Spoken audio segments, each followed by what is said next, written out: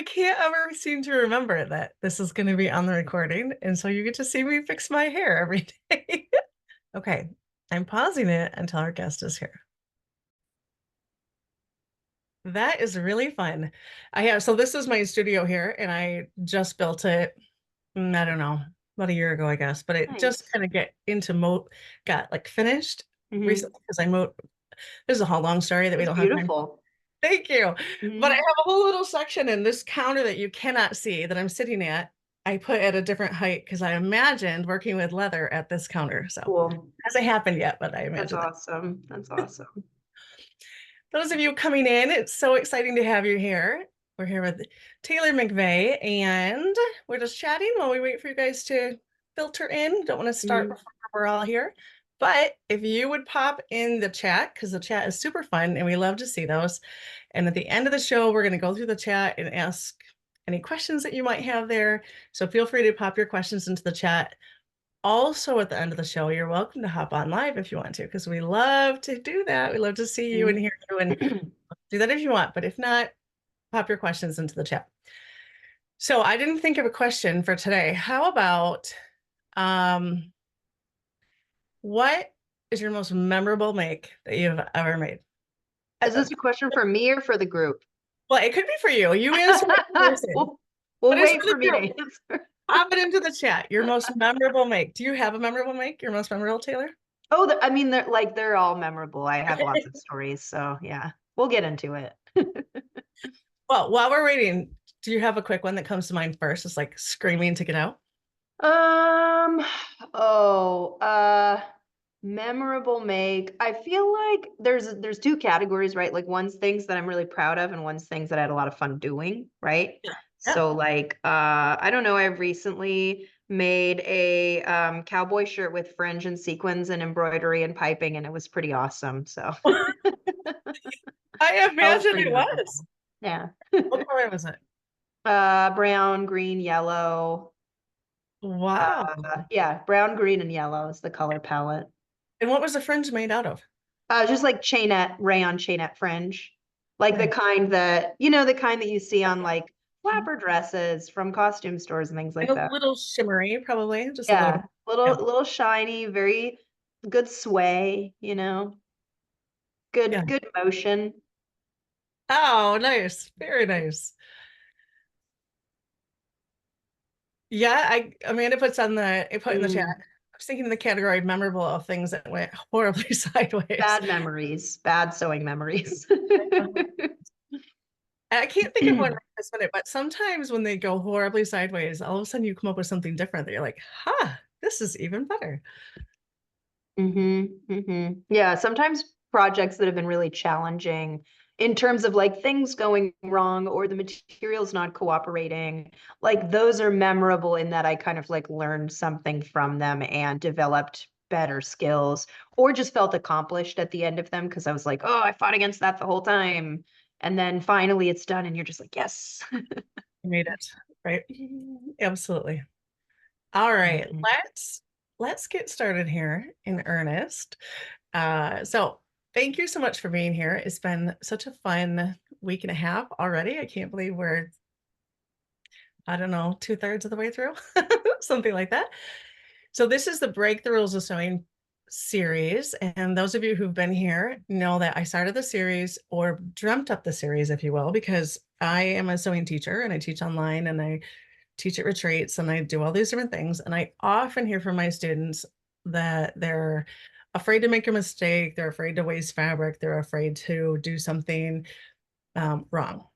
And I was talking with some of my other sewing friends, and they're also having this kind of experience with the people that they talk with. And I'm like, wouldn't it be interesting? Because we all do things so differently. Wouldn't it be interesting to have a show where we just talked about how, like, breaking the rules and ultimately, like, we all break different rules and we keep different rules as like, this you have to do. And you're like, no, I don't have to do that. You can do that if you want.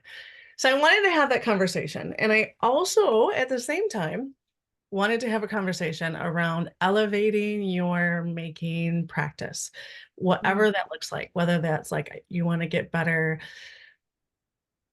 finishing your garments, you want to have more creativity in your garment, you want to go deeper into the artistry of what you're doing, whatever that is. And so I invited these nine ladies to, or nine folks to come on and talk with me.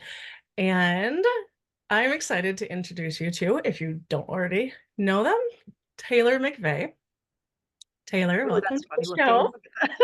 Look at that. Hey everyone, nice And to be here. I feel like when we have something like this, there should be a way that people can applaud, or I don't know, like make some kind of noise. They don't have to applaud, but some kind of noise so you know they're there, you know. But A little hey in the chat. yeah, Hey. exactly. It's great to have you here. Taylor Thank you has so a much. business in Massachusetts called I didn't write the name of it down. The pa community. Patchwork Community Craft. Thank you. Thank you so much. And you do is a craft studio and a resource center, and I would love to hear more about that. So maybe we can begin with sharing about that Yeah, sure. place and what that is, and then if you could talk about your sewing, how you became a garment sewist as well. Okay, awesome. So the place, my business that I run now, it's called Patchwork Community Craft. It's a community fiber arts studio or textile arts studio, although we kind of dabble in other fiber arts. And I actually am part of a cooperative with another business next door that focuses on like needlework and knitting and crochet and stuff like that. Long-term friend of mine. We sort of opened the space collectively together. But I taught sewing in a lot of different venues for many years. And this is like perfectly thematic for today, which is I taught in a lot of venues. I taught in higher ed, I taught in like adult education, I taught just in fabric stores, and I just always had like my way of doing things because I don't come from a traditional fashion education background. I'm completely self-taught as a professional pattern maker, and also just as a sewist. I've been sewing since I was a little kid. But I decided to open this place precisely because I'd always sort of wanted to have my own studio where I could kind of teach using my techniques. And we can talk a little bit more about like what those are and why I feel like, my style of teaching varies a little bit from like other kinds of sewing education, although it feels like I'm in good company with this group, obviously, the ones that I know. And so yeah, so I started Patchwork Community Craft for two reasons. One is I live out in the woods and I wanted to bring more creative community to where I live because there's a lot of people who, there's a lot of social activities for people who like have children or like play sports or, do other kinds of things. And I love being around creative people of all kinds. And I was just talking to so many people in the area of like, I wish there was like a place where creative people could gather, and do these kinds of things. And so me, along with a friend of mine who I mentioned before, we're like, well, what if we opened a space where we could do classes and we could have a little gift shop and we can sell fabric and all this stuff. So we kind of have separate business. We ended up having separate businesses, but we share a space. It's like sort of a cooperative. And you should check it out if you're in the area. It's called Heirloom New England, and she specializes in all artisan goods made by predominantly makers from New England, which is really cool. And then also sells like craft kits and stuff like that. But anyway, Patchwork Community Craft was sort of my way of creating space for people in my community who wanted to find other makers, other people who are into creative stuff, and just create a really warm, welcoming, and inclusive space in the town that I live in that for Massachusetts, like, is a little has a little less going on in terms of like creativity and like cultural vibrancy. So that was sort of my goal. I am also a big recycled materials enthusiast and a sustainability advocate. So the other thing I wanted to do was establish a reuse center. So I take donations of fabric and notions. I also get machines donated to me that I then will gift to like young people who want to enter sewing as like a passion or a career, or I will loan out to community members who need them for projects. People can also come rent the newer equipment in the space. And then, we get fabric from donations. I work part-time for a clothing company and I get bolt ends from them. So like we get a lot of really great resources there. And I try to keep everything really affordable. A lot of times for children, I'll just let them shop through whatever they want. Teachers are welcome to come take fabric and things like that. So the idea is, those who can afford to buy the fabric do, those who can't can come in and trade, or they can take fabric home for projects. And so I just want it to be a space that people feel like they can come and be creative and like be empowered and connect with others through sewing, clothing, or home goods, or whatever they want to make, really. Ooh, that's amazing. I absolutely adore that. Your reason for starting it sounds very similar to my reason for starting my business, which is that I wanted to do retreats. I wanted to be in Mhm. community with other makers. I wanted it to feel very quilting bee-esque and be in this circle, I guess. Apparently, I'm making Mhm. a circle. So I can completely relate to that. And I am positive the people on the show today are thinking a lot like I am, and that like I've always wanted there to be a great place to donate my extra fabric because we always Mhm. buy something on a whim, and then all of a sudden 20 years later we're like maybe we don't want to use that anymore, and it gets passed on, and I never know if it really is going to go anywhere in the thrift store, although some of it Yeah. probably does. But I have always thought that would be an amazing thing. So well Yeah. done. There's been some beautiful full circle moments. Like I've definitely had people in the community donate fabric, and then other people in the community get the fabric and then make something out of it and then share it. And then the person who donated went, "Oh, that was something that I bought to do this and I never did it." Like I think it was a friend of mine donated some fabric that she had bought to make a baby quilt. And then totally randomly another person in the community bought it, made a baby quilt, and gave it to someone and posted pictures of it. So it was like this beautiful full circle moment. Oh, It's really fun to witness that. yeah, for sure. That's very cool. Mhm. So let's dive right in. You said that you have your unique way of teaching, and that was Yeah. part of the impetus as well of opening up a space so that you could really focus on that. Tell us what that means. So if I had to describe my teaching philosophy, it's kind of two things. The first part of it is I'm self-taught, right? Like I went to school for art. I majored in sculpture, installation, and performance art. So I definitely made a lot of like soft sculpture things. I made a lot of like costumes and outfits for the kinds of performances I was doing.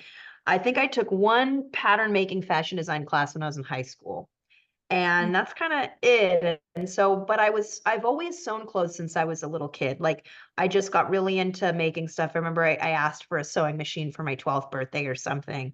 And just made all kinds of fun stuff with it. I was always really into that. I've always used clothing as a way of expressing myself, and never really found what I wanted available in stores. And so, just kind of use that as a catalyst to just get into both like expressing myself creatively and also finding ways to like solidify myself and my identity and feel good in my own skin, which is a lifelong process, as we all know.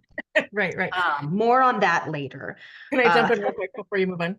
yeah, Did you have anyone in your life who was inspirational, or did you like? So my no, grandmother was a seamstress, so like that was kind of yeah. this jump, right?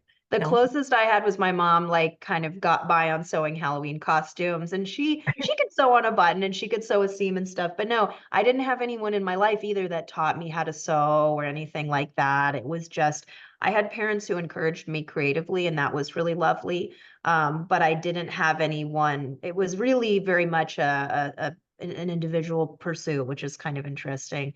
Um, yeah, I don't really think there was anybody if I look back on it. I mean, it kind of skipped generations. My grandmother's mother was a prolific seamstress, but I never met her. So I don't know how that goes. And like I said, my mom was very crafty, so she always encouraged stuff, but she wasn't like actively teaching me anything.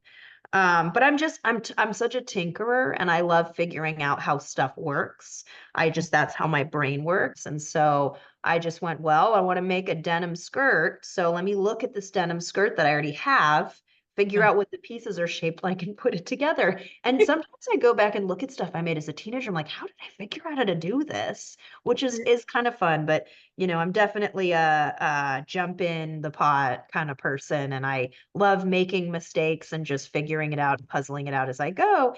And the great news is if you do that for long enough, you just figure out the right way to do things and you get really efficient.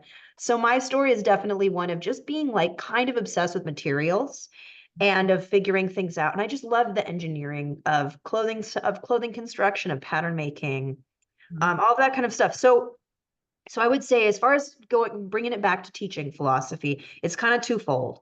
One part of it is because I didn't have any kind of traditional sewing education. I am very open to the way that people do things. And I get lots of students, especially older students, who go, oh, my sewing teacher said I had to do things just like this. And I'm like, welcome to my world. You can do it however you want. Here's how I like to do it. Here's the ways that I've learned over time that work for me. But if you have other ways that you like to do, I want to encourage you to build your own techniques that feel good for you and that you feel like you understand.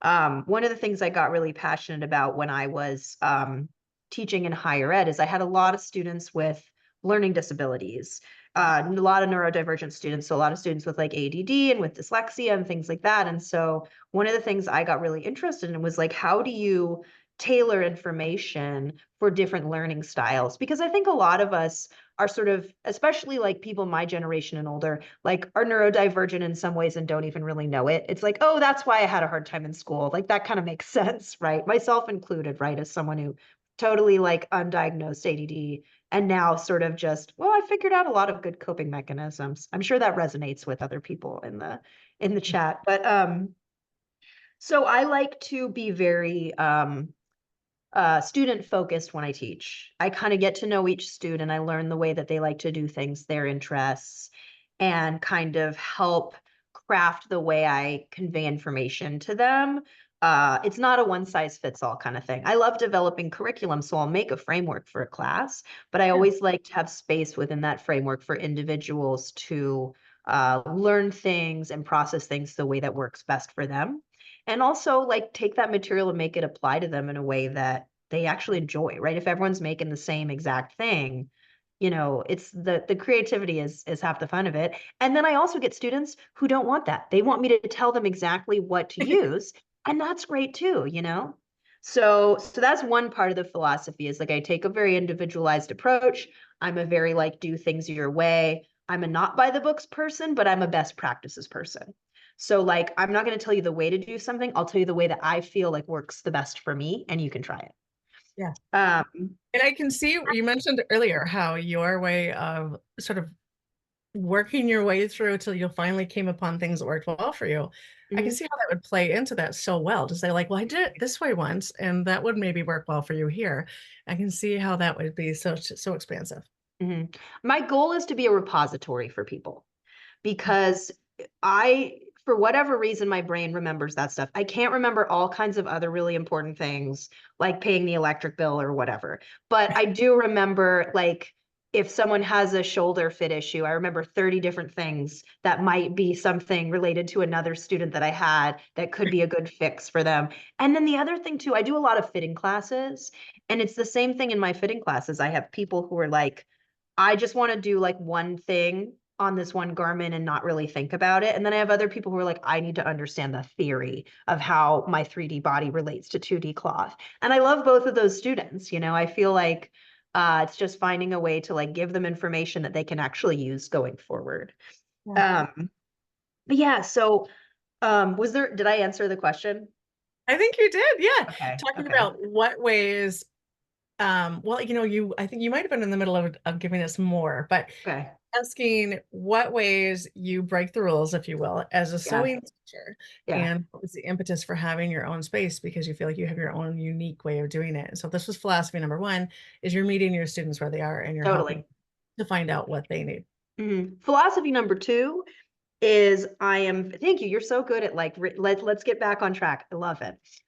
So philosophy number two is I am a very passionate person when it comes to a couple of different things, you know, for lack of a better term, just in terms of like, how would I put this? Like I'm a very like empathetic person, and I am very interested in human rights and well-being of people. And so what that looks like is a lot of my goals as a teacher are teaching about things like sustainability, teaching about things like how the garment industry can be exploitative of labor, and how by learning how to sew, you can kind of connect with and understand and empathize with people who are part of this industry, who in many cases are being exploited. So on a political level, I kind of come to it. I come to sewing education with a little bit of an activist bent, and that's just kind of how it is. That being said, not all of my classes even touch on any of that stuff, but if there are people or instances in which it makes sense, I always try to bring that into there. I'm very passionate about the way that clothing and fashion and the culture surrounding it affects our well-being in terms of self-actualization, identity, feeling comfortable in your skin, right? Like as a queer and trans person, that's been a really big journey for me, is figuring out, okay, how do I make clothing for myself that feels euphoric, feels validating, feels like it expresses my identity in an accurate way, right? And I love working with anybody of any gender to have that same experience, right? So everything like different ages of people, you know, different sizes, all of that stuff. I feel like I like to take a very liberatory approach to sewing, where I like the idea that sewing can be a vehicle for body liberation, for gender liberation, so that people can really self-actualize in that way, right? Like you can be yourself and be beautiful and be handsome and be awesome at any size, at any body shape, like any silhouette. It's just about learning the tools to have control over your own presentation and be able to do things that make you feel good. So yeah, so part of it is just making kind of a not one size fits all, a very individualized approach. And then kind of like on top of that, having a sewing space be a space for liberation and solidarity too, because we're all so different and we all come to the world. Like when I teach fitting classes, everyone comes in with totally different fitting issues that they run into. It can be like anything. It could be your size. It could be your posture, right? It could be like asymmetry. It could be your age, right? Anything. But we all come together and we recognize that the sizing system of clothing is just inherently flawed. And so by making things ourselves, we can really like honor our bodies and feel good in things that we make. Absolutely. Sorry, Mhm. I got a tickle in my throat. It's okay. Absolutely. And I don't know if you're familiar with, I think her name is, I'm gonna butcher this maybe. Names are not my strong suit. It's okay. So, I'm gonna put it in the chat. I'm gonna look up Put it in the chat. yeah, but she has a style school, and not sewing, but style school specifically. And she's got a phrase that she has coined, like inside outside congruency. So it's Mm. that idea of taking the clothing that you're wearing and having it be really reflective of who you are on the inside, right? So you have that Mm-hmm. congruency between the two of them. And that's absolutely my philosophy as a teacher as well. And this idea that you get to express yourself however you want, but that clothes are powerful. Yes, absolutely. They're one of the languages that we have to articulate ourselves to the world, you know, because uh and that it's been that way for like Mhm. ever pretty much. So cool. All Oh, right, I will look her up. That's all. Inside out congruency. I love that. I've never heard that before. That's I always excellent. love that term. Kathy Mhm. saved me. Thank you, Kathy. She put this to link. It's Stasha Savasek. That's it. I Cool. could not recall it. But she's a great feed if you're interested in following someone on Instagram that's Oh got yeah, just totally. beautiful energy. She does. Hmm. Hmm. I love that. Huh. So Taylor, let's say you're starting to get the itch to make something for yourself. Hmm. What does that process look like for you as an Mm. individual? What is your individual process? Obviously not all the time. Because Hmm. sometimes you're just gonna like, if you're like me, you're gonna like rush something through. And other ways you just go really slow, but you have kind of a normal way of doing things. What does that look like? Mm-hmm. That's a great question. On an individual level, my sewing is both very functional and also very exploratory. And I think I'm a bit of an overanalyzer. I'm an overthinker in my own world, and that's something that I try to encourage my students to push past, and I kind of work on pushing past. But generally, like I will strategize and like kind of be in the development stage of a project that's a bigger project for a long time. I don't really sketch much. I kind of keep things in my head. I like proof of concept. So a lot of times what I'll do, like in the case of this embellished shirt that I just made, I'll make test samples of things. So I'll test out the embroidery and see how I feel about it. I'll test out the trim. I'm a very visual person, so I like to kind of lay things out. And so when I conceptualize a project, that's like sometimes I sketch, but for the most part, I try to almost do a more accurate visual representation of it. So I might go into Photoshop and take the actual fabric and pop it on, or I might, so like the shirt I made, I went into Photoshop and I kind of put elements together to really see it kind of rendered in real time. But that was mostly just so I could plot everything out because I'm very methodical about things. So what I might do is kind of figure out if a pattern is going to work and if I need to make any changes to it. Then I'll go ahead and choose my fabrics, and I love to audition fabrics. So what I'll do is I'll kind of take my pattern and I'll fold up pieces of fabric in the shapes that they might be, or I'll hold them up to my body. And a lot of times what I'll do is I'll like hold it up to my body as close to the actual garment as I can and take a photo. And then I'll go into the computer and kind of draw it in and see how it looks. So like I really need to like see things in a real way, not in just like, because my sketching is terrible, right? So like I Right. try to almost like create photo montages to figure out how things are going to look. And then I get to a certain point, I'm like, I just have to do this. So then Right. I just start collecting materials and then I just try to bang out the steps of the process. So I'll check the pattern, make sure it's what I want. If it's something that I haven't made before, I almost always make a muslin. I'm very pro muslin. I like to I don't necessarily, I cut corners when I do it, like one sleeve, I'll sew random pieces together, but I like to, with a brand new thing, really figure out how it's going to fit and how it's going to look. And then once I kind of get it and I make some tweaks, there are also lots of things I know about my body that I can just do off the bat, right? That I've learned.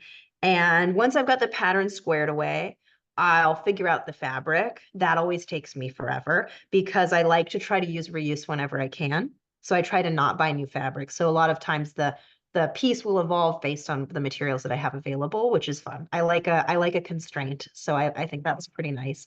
And then I'll start cutting out stuff. I will do any kinds of embellishments, but I'm a big flow state person. And I'm fortunate enough to have my main source of income be my part-time job where I work for as a pattern maker and teaching at my space. So I do have a lot of downtime where I get to work on my own projects because I think of it as professional development. So I'm always just kind of like working on that stuff. So then I just dive in. I love a flow state. As someone who's a little anxious and a little distracted, a flow state feels so good to me. I put on music, I listen to a podcast. If I'm doing hand sewing and something where I don't have to be as focused, or I just need to like, if I need to base something, I'll put on a podcast so my brain is kind of engaged. If I'm sewing and it's loud and I'm pressing and I'm doing all this active stuff, I always put on music. And so then I just kind of work on it until it's done. I often make a lot of weird decisions on the fly to make changes. I always make mistakes. I'm going to say this as someone, because I feel like it's important for people to hear, as someone who has like in earnest been sewing for like, let's see, been sewing regularly for like 25 years. I don't know. Like, I make mistakes like all the time. And it's just really important to know how to, I'm just very good at fixing the mistakes. I tell this to my students constantly.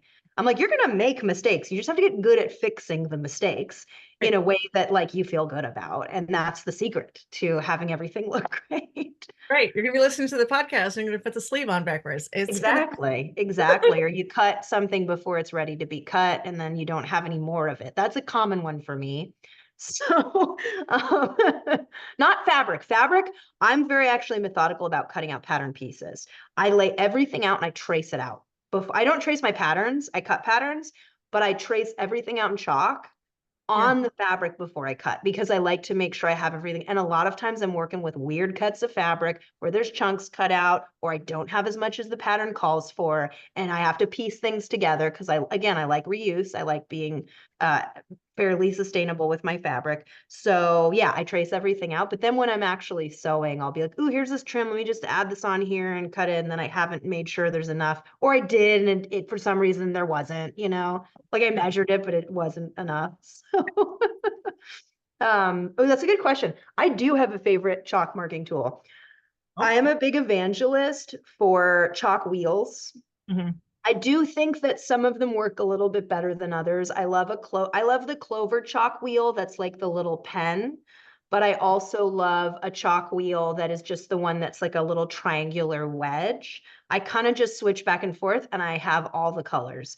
It's my 100% favorite tool as far as it as chalk marking goes. I love the powdered chalk wheels. Those are my jam, and I try to get all my students are like, oh, these are so great. So that's where like sometimes I'm like, I have things that I like and I'm going to tell you about them. But you don't have to use them. I am gonna like raise my hand for both those things. Those are the exact chalk wheels that I use as well. I used a Mhm. Taylor's chalk for a long time, but I sew Mhm. primarily with Same. knit. So the Taylor's Mhm. chalk can be too grabby It drags, and yeah. it doesn't work as well. So Mhm. once I discovered, because I can be sort of resistant to trying new tools, I'm like, I don't need anything else. I have everything I need. Mhm. And so once I tried out the wheels, I love them. Mm. Oh, a link for the chalk wheel. If you look up Clover chalk wheel, that's the I could look for it, but I should wait. Someone can look it up. I bet someone in the chat knows. I bet they will The, too. the triangular wedge one, I believe, is Dritz. And I've gotten also triangular wedge ones from places in the garment district in New York that I felt like worked a little better, but it was some like random Japanese import thing, and I have no idea what it was called. So, oh, there we go. Thank you, Kathy. My other favorite, can I share my other favorite marking tool? Yep. Oh, here's a good breaking the rules thing. I use a lot of marking tools in sewing. Cutting things out, depending on what the context is, use a pencil. Like you're cutting the line off anyway. I'm a big fan of like you use whatever's easiest to mark with on the fabric for my students. With the kids, I have them use magic markers and they just cut it out afterwards. Washable. Um, Mm. Hot tip. You like tips, right? We should do tips in Oh this. yeah, Hot yeah. tips for marking tools. If you find that you have a fabric that nothing marks on, one of my favorite tips is to use a magic marker. And instead of trying to draw along the perimeter of the pattern, you do a dot, like a dotted line. And because making a dot up and down does not drag the fabric, but it gives you a clear enough indicator of where to cut. So a lot of times with my students, when they're trying to draw around curves and they're just like this, I'm like, just do dots. I want you to do dots around the edge, and they cut so much better because they're following, like they're just kind of following a line with dots for some reason is either easier than trying to draw in a line on a stretchy fabric. Yeah. And my other favorite marking tool is I love a friction pen. So this company Friction makes these pens. They were not designed for sewing. They are ballpoint pens that are heat erasable. So the idea is there's an eraser on the back, and scientifically, I'm not a scientist, the friction creates heat when you erase it, and the heat makes the ink disappear. Does it disappear 100%? No. But I love to use it for things like markings where it's on the outside of the fabric, like stitch lines. Like if you want to mark a line for top stitching, it's a pen, so it draws a really nice, precise line. You can stitch along it and you just hit it with the iron and it goes away. It can sometimes show up a little on certain fabrics, so I always test it on a swatch to make sure it doesn't leave like white residue. Um, but that's one of my favorite tools as well. It's really fun. And that Uh, was a friction pen? it's called Friction. It's like friction, but spelt with two X's. Oh, It's like RFI. Oh, yeah, there we go. It got posted. Kathy, you're great. I Posting know. all the tools. I love it. So, and it's funny because friction pens were not designed for the sewing industry, but they pretty quickly got hip to the fact that people were using it. And now I've seen that they'll like sponsor Project Runway episodes and stuff, which I think is right. Huh, really smart. I love that. Okay, So, so you mentioned the flow state. I just want to clarify. So when you're in the flow state, is that a space where you're doing something that you don't have to have decision making as much, or you're just like you have cleared the decks and you're working on it and you have your music or podcast on, whichever you're doing. mm. What does it mean exactly? When do you switch I from think I have two knitting modes to because both? it like I think just generally working on creative projects for me is where I go into like an alternate universe. So whatever you want to call that, I'm just in my space, I'm doing my thing. There are points along that journey where I stop and have to think about making a decision, but Yeah. it is one of the most gratifying things for me of just like being in my space and working on a project and kind of having like steps to follow. It feels very grounding, it feels very meditative. And Mm. for someone who has spent a lot of their life really struggling with anxiety, things that are grounding for me in that way are like a big source of like self-care for me, honestly. Yeah. So, I've used sewing and crafting as a way to kind of calm my brain down and just be in being present. It's a mindfulness exercise is really what it is. Yeah. Like for me, flow state can be just going and not having to think about stuff.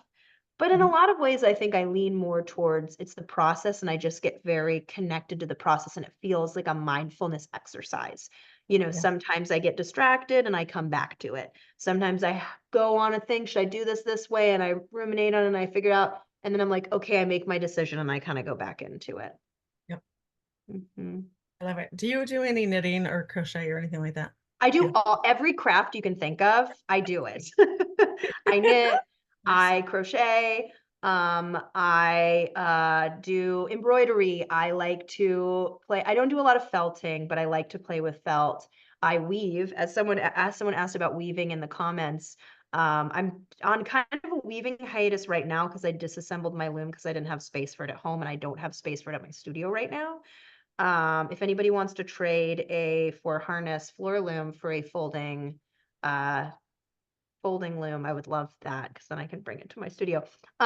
Yeah, so and actually I want to talk about something fun with weaving in a second, but yeah, I do all the crafts. I just love them all. Like leather, like I said, like I'm getting into leather tooling. I like to make jewelry. I don't know, what are other crafts? I've never tried tatting. I don't know. Nice. I just did one time. My ex-husband and I did a trip out west for 3 months, and we came back through Denver, and we stayed in Denver at this hostel, and there was a small shop. It was not Not Tiger. fancy tiger. It was not Fancy Tiger because Mm, I wasn't aware of them at the time, but it was someplace else. And I did one tatting class and I made a pair of earrings and this little thing, which is not cool. right now. But Yeah. I'm like, I always thought this is one of those things. I have these tools and I'm like, I should donate these somewhere because like this has been like 10 years now. Maybe somebody Mhm. else would want these. I enjoyed it, but it was like a done, did that. Yep. Yeah. I always Yeah. have to try everything. Try a little beading, try a little punch needle. The background, because someone asked about it. This is just a background image that I made for my website because the room behind me is just chaotic, so I don't want to show it. But yeah, it's just like all the different tools. I got into weaving as a way to use scraps. Mm-hmm. So I love all textile arts and like I said, I love materials. I'm a total materials fetishist. Like I just love working with different materials and seeing how they behave. And so for me, weaving was both an exploration when I learned how to do it, an exploration and understanding kind of the technical nature of textiles and how they're formed, which was really cool. Just learning about like the different weaves and the structure and how different fibers can contribute to drape and all these things. But then what I ended up really using it a lot for is I ended up using it, as you can see, like there's right here in my shuttle, there's just like strips of French terry, like it's not actually what you normally weave with. So I was doing a lot of there. I was working on a line a couple years ago back when I had like a brief stint wanting to design clothes that people bought, but it didn't really go anywhere. I ended up just making patterns that I never sold. It's fine. We can talk about it later. But one thing that was great, I was going to write a book. It didn't happen. It's fine. Um, so one thing that's really fun is I got really into weaving and I used weaving as a way to use up my scraps. I'm kind of obsessed Yeah. with using scraps in creative ways. And so I just cut lots of strips of all my scraps that I had used for this particular collection and I wove these fabrics that were sort of reminiscent of Scandinavian rag rugs. And then Yeah. I created garments out of these like rag woven textiles. So I love a project like that. I love a like, thread to fabric kind of a project. So what kind of garments would you make out of that? I'm imagining it's quite Yeah. hefty and has a lot of body. Is that wrong? Yeah, I can send you guys a link in the chat to something that I did. So I ended up making sort of like a bomber jacket out of one of the woven fabrics, and then I used them a lot for embellishments. So I did a series of dresses that had woven panels for the sleeve trim. I made a Yeah. lot of woven belts that were used to belt dresses and tops. But let me get the jacket's really cool. So let me see if I can find it really quick. Okay. because I think it's a fun piece. And I'd like to share it. Mhm. Here we go. Mhm. Very nice. This is an okay picture. Here we go. I'm gonna put this in the chat so you can take a look at it. It's not the greatest photo, but you kind of get an idea of it. It's from a runway show. I did a sustainability runway show in Boston in 2018 where I got like other artists who were doing sustainable fashion, vintage stuff, and kind of curated a runway show that featured a lot of clothing that I'd made, a lot of naturally dyed things made from recycled fabrics. And so if you take a peek at the picture, that's one of the looks that went down the runway that had the jacket. So That's very cool. It doesn't have nearly the body that I thought it would. It looks more more drapey, sort of. yeah, it's pretty stiff, but it feels like probably comparable to like a wool coating or something like a heavy coating, or like felt like when you get a Letterman jacket, that felt is pretty Right. stiff. The wool, the Right. like boiled wool that they're made out of is pretty stiff. So just kind of similar to that. Very fun. Mhm. Very fun. What are you working on right now? Working on right now. So right now, so couple different things. A lot of the stuff that I make is just really practical things for myself. Yeah. Every once in a while, I work on kind of like an elaborate, like the cowboy shirt. Like I work on an elaborate, like wearable art piece, and I do a lot of that. And I've over the years, I've done a lot of work for other artists doing fabrication. So that's I work as a consultant when I'm not teaching. So I either work as a pattern maker, I do fabrication for artists. And so I did custom clothing for a long time, but as if anybody else in this group has done custom clothing, they know it can be a little tricky to work with people's personalities and expectations of like what things should cost. And we're conditioned to feel like everything's really should be really affordable because of X, Y, and Z, which I won't get into. But And I would imagine that it would be hard to marry that with your sustainability aspect as well, because when you're creating something that you have an inventory of, I'm assuming you had an inventory, then you've got like the waste that comes from that and like yeah, all so those. when I did the clothing line, it was the way I had kind of framed it in my mind was there was no mass production. The idea was it was like an open source clothing line. So I was going to make this book that was okay, here's all these basic shapes and here's all these things you can make out of them and here's where you can buy the fabric that I sell through my wholesale. But it didn't pan out. But it's fine because I went in another direction. Right, right. Um but yeah, so I think, sometimes like when I was doing custom clothing stuff, it was tricky because sourcing fabrics was really challenging. What I do now, every once in a while, I'll do a custom clothing project for someone. And it's usually they reach out to me for that reason. Sourcing something sustainable to make something that's really important. Mhm. I had someone that wanted to gift their partner a series of t-shirts based on a vintage shirt that they had found abroad and loved and was falling apart. And we worked together to source a similar fabric, like that was sustainably manufactured. And we ended up finding a color woven cotton, or a color knit cotton, which was really cool because there's like no dyes used and they're just like beautiful. And this is a person who is a horticulturist getting stuff for their partners. So it was like this nice kind of, I love like a project Synergy. like that where it brings everything together and it feels very meaningful. So I kind of a while back pivoted from just like making bridesmaid dresses to working on these more specific projects that feel in line with like my ethics and my beliefs when it comes to sustainability and just like thoughtfulness about clothing in general. Yeah, that's very cool. So for those of you who might not know, color ground cotton is cotton that is ground in a way to emphasize the natural color that can be in cotton and not just be the white that we have typically selectively grown cotton for. Mhm, And so mhm. it has its own, it was grown in these kind of what would you say, like sort of muted earth tones for the most Yeah, part. so cotton naturally comes in a range of like sort of rusty, earthy, orangey browns to greens. Mhm. There's actually, if you're curious about this, there's a person named Sally Fox who's like very established in that world of having a long history of cotton breeding programs with these really gorgeous, like different color cottons. So if you're interested in that at all, that's like a good person to look up. Hmm. Very nice. I have a question that was in my mind earlier, and then we moved Mhm. on and I forgot it, but I wanted to come back to it. So you were a sculpturist, and I wondered, because you were talking about how you like to experiment, which I absolutely adore. I'm trying to Mhm. do more experimentation in my own practice because I can be kind of like shoot right for the finish line, right? Mhm. And I want to embrace more of like doing practice like samples. I think that's amazing. So this is Mhm. I'm bringing into my own personal practice. But I wonder, do you ever do draping? Because it seems like Oh that yeah. would be a really natural progression. I love draping as a pattern making practice. I used to teach draping and I always felt like it was kind of going back to different ways of learning.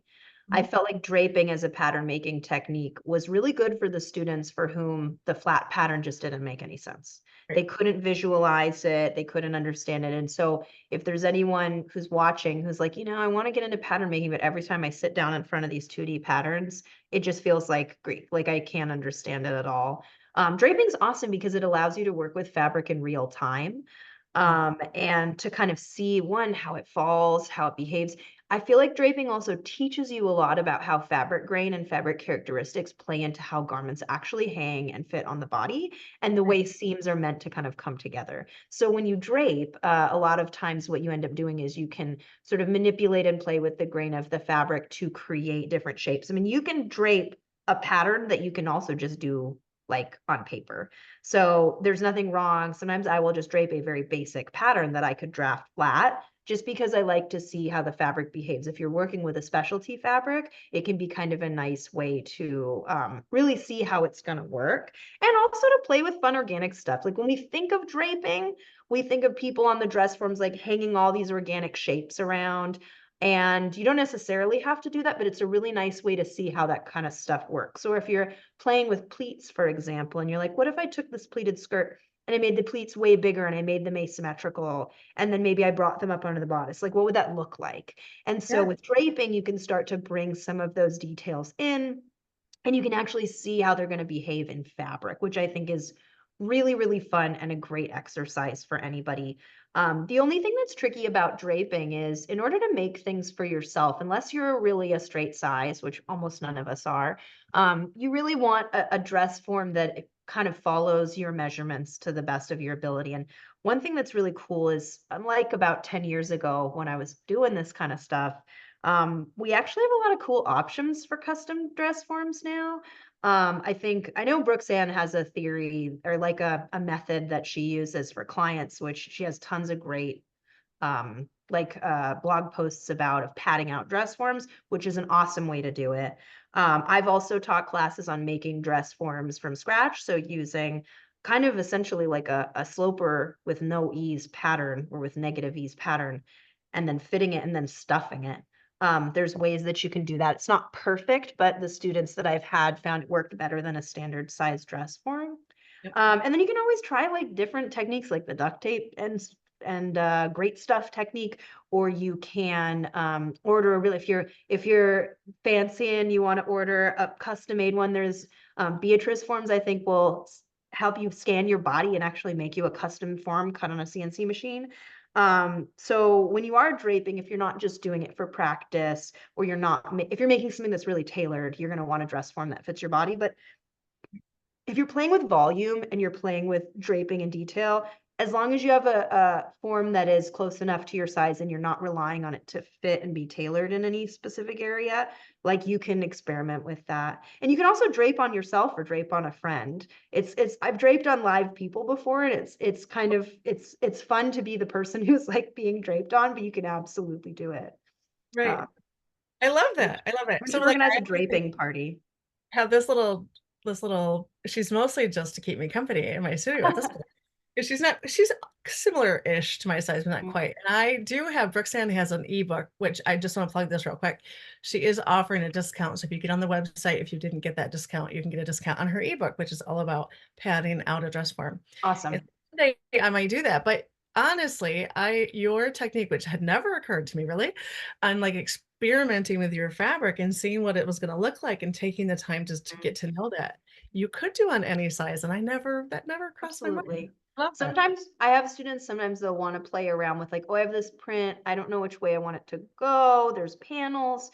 you know, if you have enough of the fabric, you can kind of lay it out and kind of simulate. It's like a simulation of what you want the final garment to look like, and it can be very helpful. And I always suggest to people take a picture of it and then look at the picture because it flattens the image and it allows you to see it in a way that when you're looking at it straight on, you like can't visualize it as well or really see what it's going to look like. And Sure. also take a picture, walk away from it for 10 minutes and then look at the picture and you'll know, you'll be, oh, I'm going to do that one. You know, like Yeah, it'll pop for you. So, yeah, you're absolutely right.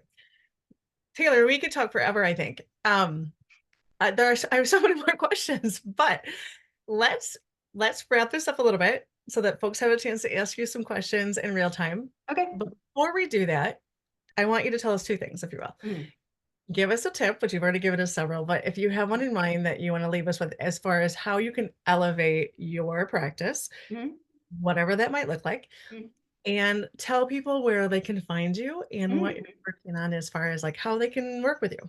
Totally, absolutely. So, number one tip these days, if we talk about elevating our sewing, one of the ways I think people can elevate their sewing is precision, right?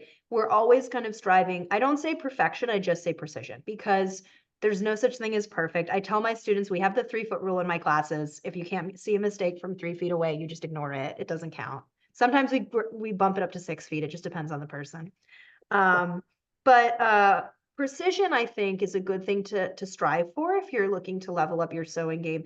And that means like precision with how you sew seams together, your top stitching, placement of details, things like that. My number one favorite tool that will 100% increase your precision when you sew is a glue stick, like a regular old Elmer's glue stick. So here's a great example. Recently, I made a top that was a chiffon caftan with a collar. So imagine you guys imagine trying to sew a collar that is like a rayon tencel onto a chiffon neckline, right? Sounds like a nightmare. So what I did was I stay stitched the neckline on the chiffon actually before I cut it out, which is another hot tip. Um, and then what I did is I took a glue stick and I glued the collar on all the way around and got it perfectly matched up. So then I just got it right under the machine, top stitched that puppy on one go, everything matched up perfectly. If you're sewing pockets onto the back of jeans, or any kind of top stitching on a pocket, you just glue stick around the edge, you pop it on, you let that dry. Don't use too much glue, and you don't need any pins or anything. It doesn't ripple the fabric, it keeps it really anchored. So if you're looking to up your precision, like glue sticks are washable for the most part, unless it's like a really fine fabric, they don't leave residue or marks on the fabric. Always test it first to be sure. But I love glue sticks, like regular old Elmer's kids glue sticks. The purple kind is great because you can really see it when you put it on the fabric.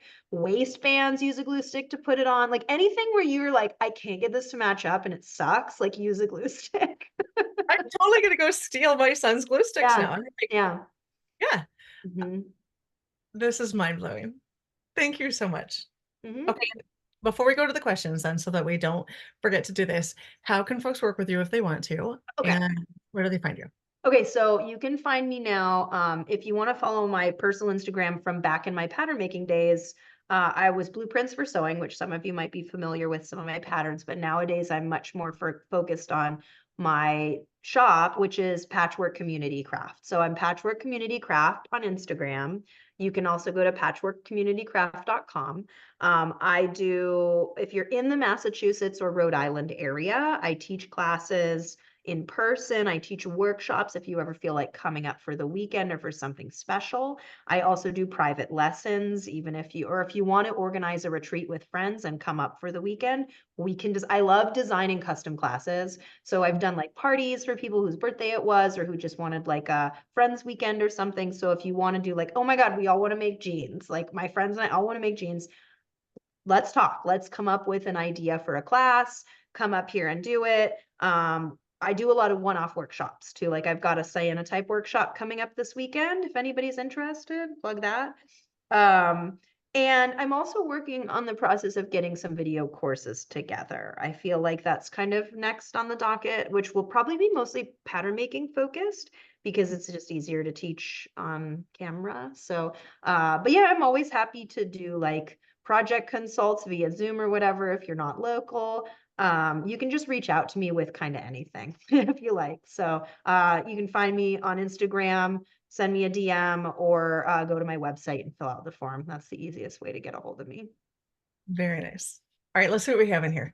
Pop your questions in. This is your chance to ask a question. I know some of you have already, and we've had a chance to talk about it. Let me see what is back here.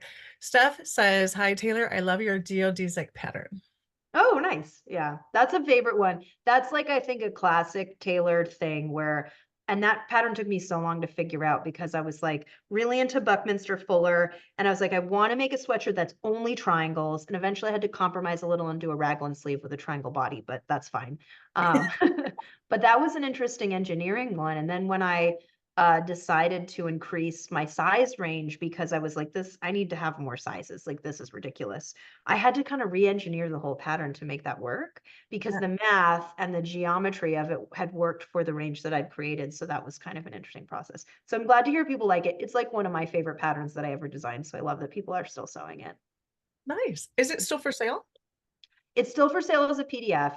If you want a paper copy, I've taken them off my website just because I'm shipping them out so infrequently Mm, that if I miss an email, I'm not checking it like, or if I miss it like an order alert or whatever, I'm not checking it as often. But if you do want a copy, like you can just email me. I'll send you one. nice. I do have about 100 of the paper pattern left. Very nice.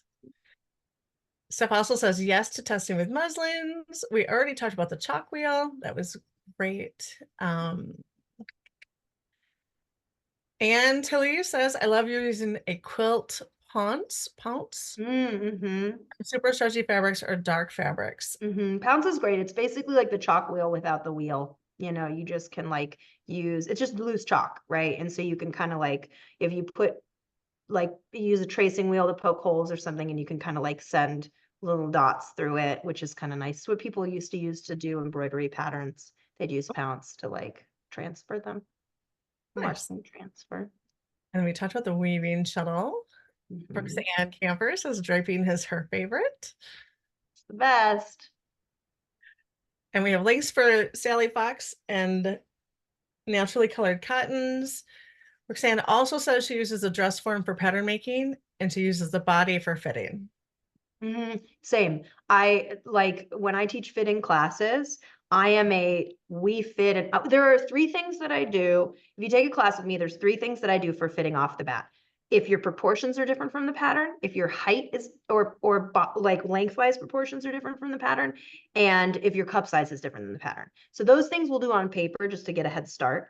And then it's all muslin fitting because everyone's body, posture, weight distribution, muscle, all that stuff is different.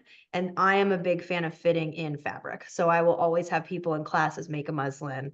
And if they don't want to, we negotiate and there's ways that I let them not do it, or they make a wearable muslin, but it's really just a muslin. Um, but I'm a big fan of fitting on the body for sure. Absolutely. Yep, I can see that. hmm let's see. Kathy's definitely coming down to take a class, she says. Awesome. Yeah, anytime. Just let me know. And Steph would be excited hmm about a video course. hmm Let's see. There's a question from Martha. Thank you, Amanda. She wants to know, with using the glue, do you have to clean your machine, feed dogs, or internal parts more? That's a great question. Honestly, I think when the glue dries, it's pretty inert. It doesn't get gummy like the way like you would if you were sewing a stick-on Velcro or something, where it really gums up the needle and it gums up the machine. Generally, when the glue dries, and I don't know chemically why this is, it's just like another material. It's kind of waxy. I don't find that it messes with the machine at all. Like I feel like it's like if it's still really wet, yes. But I don't, yeah, I honestly I have to clean my machine more when I use really linty fabrics, and that drives me crazy. So, but I've never had an issue with it with the glue stick. Yep, Mhm. nice. That's a great question, though. I hadn't thought of that. That's a good question. Yeah. Any other questions for Taylor? We have her for 2 more minutes. Or we have them for 2 more minutes. Sorry about that. No, I know. I always just appreciate when people make an effort. I like it. Good. My heart's there, but yeah. Brooksand says, this is so fun that I couldn't stop listening to think to type questions. And Kathy says, it's been great. Thank you, Taylor and Tina. It's been so much fun to have all of you here, and it's been an amazing conversation. There are literally more. I love it when I have a conversation that leaves me with more questions than it does answers. Because I think, oh, there's so much more to listen to. So. Awesome. Yeah, and I love engaging with people. So like find me on Instagram. You know, I try to post a lot of fun stuff, and I love sewing so much, and I love clothing specifically and figuring stuff out. And so I'm always down to help troubleshoot, and even from afar, if you wanted to do something, we could do it. So just let me know. Very nice. I have to say that this chat has been like the fullest ideas and like links out of all of our talks. And Mary said, so inspiring. I have a new hero. Oh, that's sweet. Thank you. This is lovely. Awesome. Yeah, there's a lot of beautiful. Mara says, great info. Thank you. This has been really enjoyable. I love what you're doing with patchwork. CC says Steph. And then Kathy says, yes, I have so many tabs open to go check out. Contributed so many for us. Thank you for that. I'm always happy to just like anytime I get people thinking about stuff and like exploring things, that makes me really happy. So happy to provide that info whenever. Excellent. All right, Taylor, thank you again for being here. Thank you so much for having me. This is great. Yeah, so the replay will be available in a couple of hours. Takes a little while for it to render. Feel free to share it. All of you, share it with your friends. They can jump on at any time. It's going to be available till June 1st for people to listen to, so they can catch it whenever they want to. And tomorrow we're going to talk with Ann Tilley, which is super fun. I've actually not met Ann yet, but she's been in every single episode. I can see her name up there, and I'm so excited to talk with her. So thank you again for being here. Thanks so much, and nice to meet all of you. Yeah. Have a good day. Bye.